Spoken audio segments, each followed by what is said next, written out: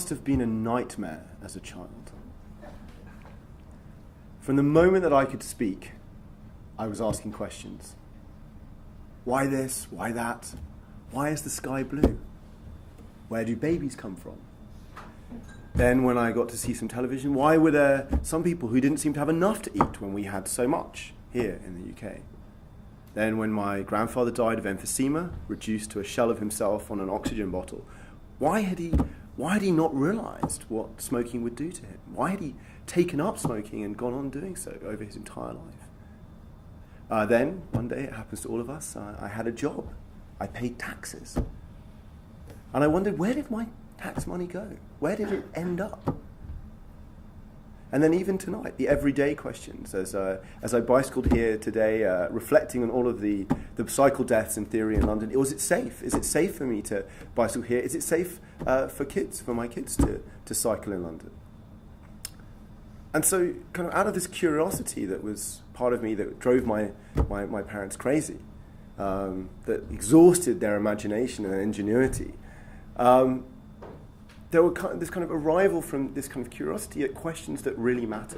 Not just idle questions, but how should our government spend our money? What's in the food we eat or the drugs we take? 10,000 people a year die in the UK from prescription medication, from predictable adverse side effects.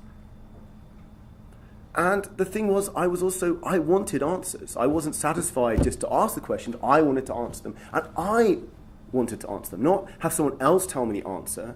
I never could rely on an answer from someone else. I had to test it myself. And what I soon discovered as you started to want to answer questions like this was that it was often impossible. Often the information that you need to answer questions that matter is locked up. It's locked away by accident or design in governments and in companies. And furthermore, information, it turns out, surprisingly, is not knowledge or insight. Answers to questions take work. You have to turn data and information into that insight, into those answers to questions. That takes tools and it takes skills. And finally, believe it or not, I was not sufficient on my own. It requires others, other people, collaborators. And particularly, I had a vision, I think, at the time also of often the collaborators we join an organization. I could join the NSA, probably the biggest data processor in the world. You could join Google. Many of my friends did. But I wanted to do something where it would be empowering people like myself and others around the world. I wanted to work with them, but I did not need to necessarily join some huge organization. And it was becoming possible with things like the internet, what we have today. Suddenly, you could do that. It seemed feasible. And that was, for me, why I came to found the Open Knowledge Foundation, was to empower myself and others like me to answer the questions that mattered. And by answering those questions, change the world. Because information is power. Knowledge is power. And open knowledge, I would say, is empowerment. And I want to give you then one example of then what we do. Because just to mention things, unlocking information, tools and skills, and finally other people to collaborate with. So I'm going to give you one concrete example. I want to take you to Ghana. And in Ghana, there's quite a lot of mining, quite a lot of gold mining. And there is a rule that when companies come and take the minerals from the local, from somewhere, from a region, from a town, there's a rule that money should flow back to that local town and village to help build infrastructure.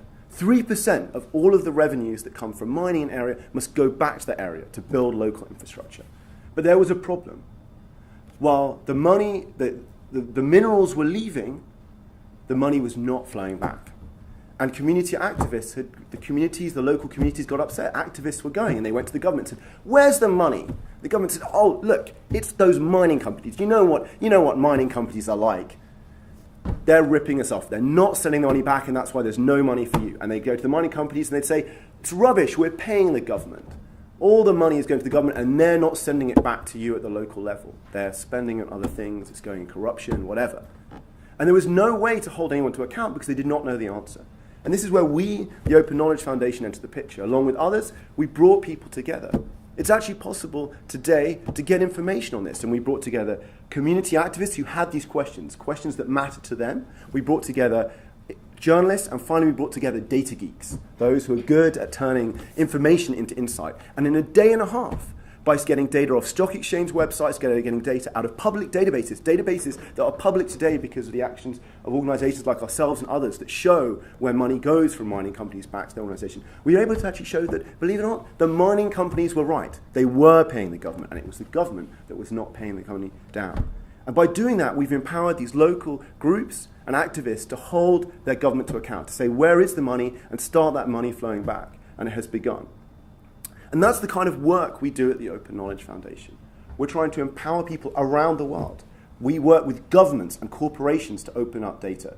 We helped build an open data charter that, believe it or not, I couldn't believe this, the G8 signed on to this year, saying they're going to open fundamental information. We work to build tools like a tool called Where Does My Money Go that turns dusty spreadsheets into visualizations that anyone can understand that shows where money flows. And finally, we teach youngsters to grandparents, people from Berlin to Buenos Aires, how to turn data into insight. And finally, we bring people together. We're building a global network. There are now more than 40 Open Knowledge Foundation local groups around the world, opening up information, holding their governments to account, and showing people, empowering them with the skills and the tools to answer questions that matter to them. And whilst we've done a huge amount, there is so much to do. In most countries in the world, you cannot find where your money goes from when it goes to your government and where it gets spent. You cannot find where the food that you eat has come from. Is it horse meat or is it hamburger?